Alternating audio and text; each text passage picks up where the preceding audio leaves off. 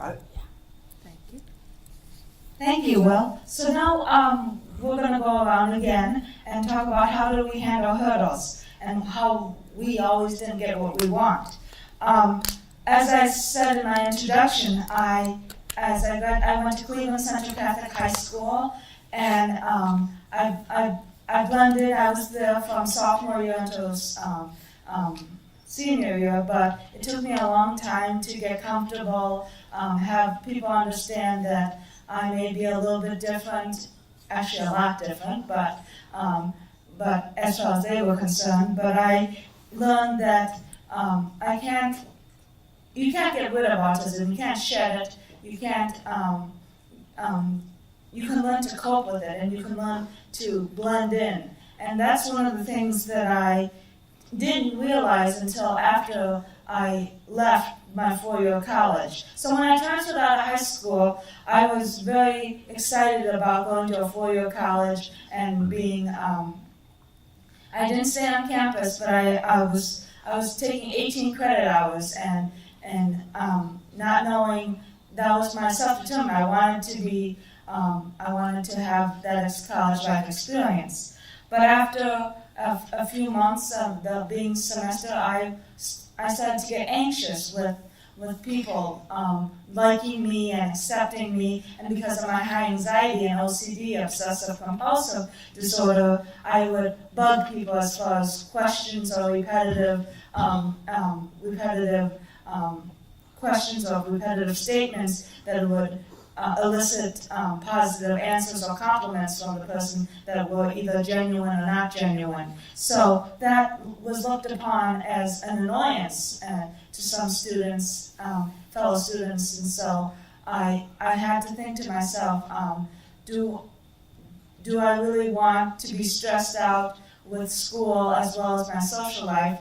And a lot of people that helped me make this decision was my mom, who played an influential role, and she really took the time to say, just because that didn't work out, and now I'm at a Lakeland Community College part-time from 18 credit hours to 6 credit hours, doesn't mean that it was a bad choice. It's not a mistake. It's not even a mistake. It's just finding what works for you. What works for you is the important thing of not taking defeat, but actually learning from what didn't work for you. And now, Molly. So one of my biggest hurdles also has to do with going to college. I really wanted to try to go to a four-year college, and I thought I could do it. I know people, especially my psychologist who I've been seeing since third grade, they were a little hesitant about it, but I was like, everybody can do it, why can't I? So I moved into Akron University with my service dog, and it lasted 6 weeks, which was pretty devastating, and I kind of went into a tailspin of depression. Like, I don't really remember that year, but even after that, I decided, okay, I can still try it. I tried going to culinary school, which I actually rocked at, but unfortunately had to leave because I have a heart condition that causes me to pass out at unopportune moments, including putting my hand on the grill to make sure I don't fall on the floor. So they decided that that wasn't going to work for me, and so I kept trying because I just kind of had this idea that everybody goes to college, why can't I accomplish it? My younger sister, she's 3.5 years younger, she's like the complete opposite of autism. She's like the biggest social butterfly ever, and she's going to graduate, I think, next year. And even watching her, I'm so proud of her. Just sometimes watching her have those like milestones that I'm not going to ever reach is painful. And so recently, like last year, like the end of last year, I decided that college isn't going to be for me, and that's okay. And I need to stop wasting my parents' money and my time and my energy and trying to attempt a goal that I'm just not going to reach. And I know that I can reach my career goals and my life goals without a degree because I have certain talents that you can't be taught. So kind of just coming to terms with the fact that I'm not going to go to college, I'm not going to get a degree was a big step for me, and I'm really, really glad that I've reached that point because it was just kind of torturing me. So that was my biggest hurdle and how I handled it. Thank you, Molly. In order to overcome hurdles, I usually ask myself, do I need it or do I want it? After I got home from college, I immediately wanted to find my own apartment. My siblings have said that they would be able to support me, but not like my mom has. So I have grown to realize that I need to build a support system outside of my family. I waited 3.5 years to get my own apartment. Waiting time for placement and delayed planning can become hurdles. If opportunities come up that are ideal in your family's situation, then take the opportunity, because you don't know when they will come again. My main point is to have a plan in place for the future in the event an unexpected situation arises that can put people with developmental disabilities in a crisis situation. Next is Christian. Thank you, Sean. How I handled my hurdles was, I think the biggest thing for me would be transitioning from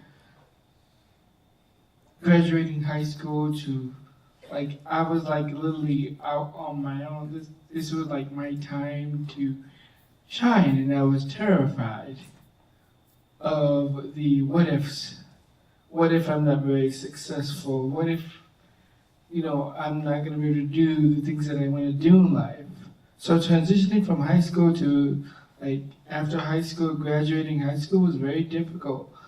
I found myself struggling with trying to get a job. But at the end, with my persistence and the advice that I had during high school, people in my ear telling me that I can do it, I was able to not only get a full-time job, but, I'm able to go to college now. And one of my other biggest hurdles in college is that I'm struggling right now is managing my time.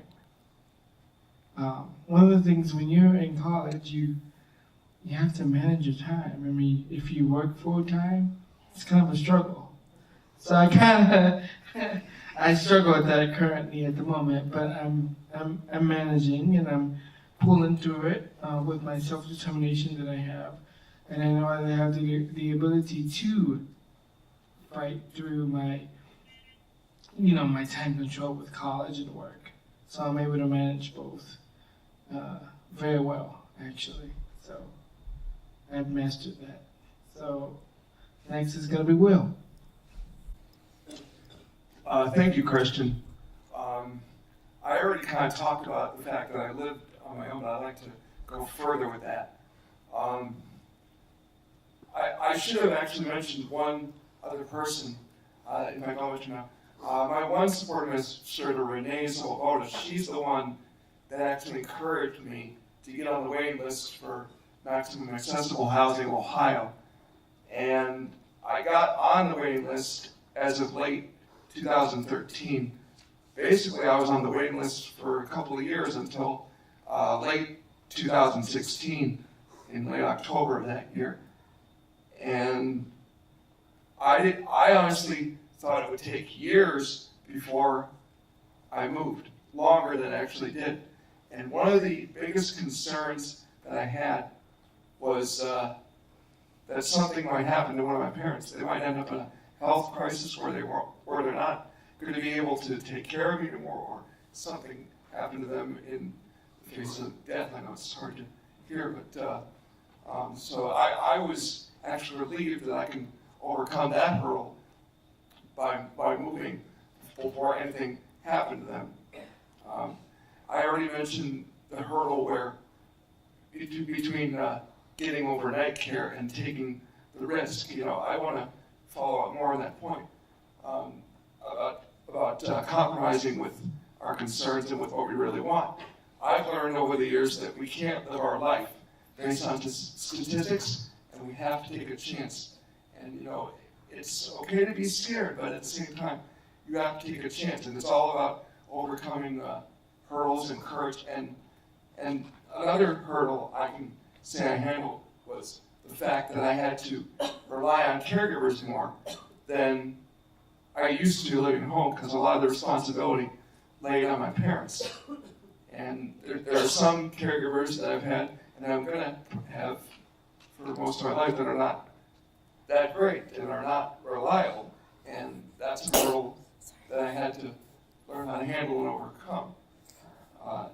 So that's examples of hurdles in my view. And now on to the next slide.